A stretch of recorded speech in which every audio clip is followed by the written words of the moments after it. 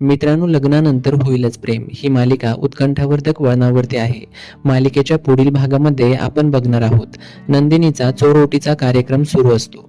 सगळेजण नंदिनीची ओटी भरत असतात, पण नंदिनीच्या मनाची अवस्था खूप वाईट असते.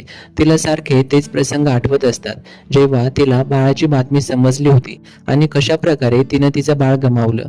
आणि हे सगळं आठवून नंदिनी खूप अस्वस्थ होत असते. शिवाय तिच्या मनामध्ये ते गिल्ट असतंच की सगळ्यांना आपण फसवत आहोत. पण कसं तरी आपल्या मनाला समजावत सगळ्यांसमोर ती कशा प्रकारे आनंदी आहे हेच ती सगळ्यांना दाखवत असते. नंतर जीवा आणि आर्याची वाढती जवळीक बघून शारदा ही नंदिनीला म्हणते की जीवा आणि आर्याचं नेमकं काय सुरू आहे.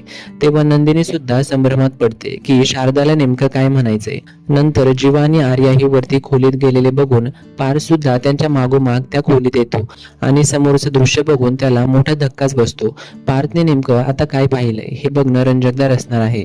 तर या मालिकेच्या पुढील अपडेट्स करिता लगेचच चॅनेलला सबस्क्राईब करा.